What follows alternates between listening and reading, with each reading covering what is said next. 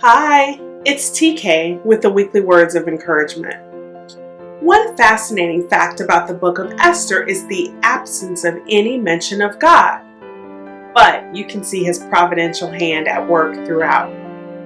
I pray Esthers Story reminds you God is at work in your life, divinely orchestrating events for your good and for His glory. So let's talk about Esthers Story. At the beginning of the book, we meet King Xerxes, also known as King Ahasuerus, and his wife, Queen Vashti. After Vashti offended the king, his advisors encouraged him to find a new queen. Enter Esther and her cousin Mordecai. They were Jewish people whose families had been exiled from Judah to Babylon. Mordecai had raised Esther as his own daughter after her parents died, and Esther was one of the young women presented to King Xerxes as a candidate for queen. And she became queen of the Persian kingdom. And although she was now queen, no one knew Esther's nationality. Not even King Xerxes knew she was Jewish. And this is important because the king's official Haman convinced Xerxes to issue a decree allowing for the destruction of every Jewish person in the kingdom. And the kingdom was large, stretching from India to Ethiopia. Because Mordecai refused to bow to him, Haman decided to take his anger out at Mordecai on all Jewish people. Side note, remember, pride comes before the fall, and Haman experienced this firsthand. Anyway, when Mordecai found out about the decree, he informed Esther of the issue and encouraged her to approach the king on behalf of the Jewish people. Esther expressed reluctance to approach the king because he hadn't summoned her for 30 days, and to approach the king without being summoned was a death sentence. In response to Esther's reluctance, Mordecai sent this reply to Esther. Don't think for a moment that because you're in the palace you will escape when all other Jews are killed. If you keep quiet at a time like this, deliverance and relief for the Jews will arise from some other place, but you and your relatives will die. Who knows if perhaps you were made queen for just such a time as this. Ultimately, Esther chose the risky path of approaching the king, although she had not been summoned. But before taking that risky step, she asked the Jewish people in the kingdom and her servants to fast and pray. We should do the same, fast and pray before taking our next steps. Well, Esther approached the king and he welcomed her. And then things got interesting.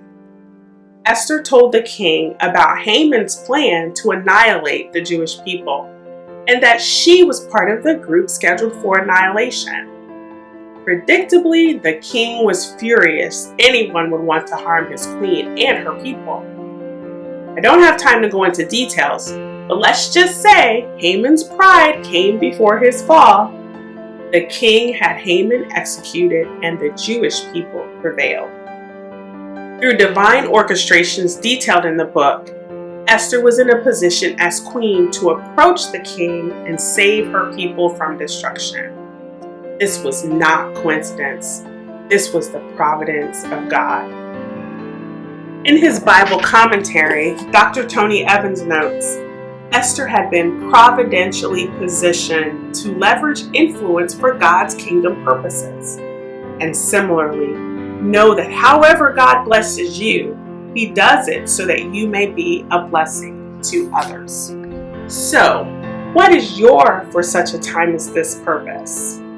What is God calling you to do so you can bless others? Where has God placed you through divine orchestration? Like Mordecai and Esther, God may have placed you there for such a time as this, and there may be someone who needs you to step out in faith. I experienced my own divine orchestration while teaching at a law school a few years ago. A student told me, God brought you here just for me. She shared how she had prayed about having a woman of faith at the law school. someone who also happened to look like her and was familiar with her academic journey.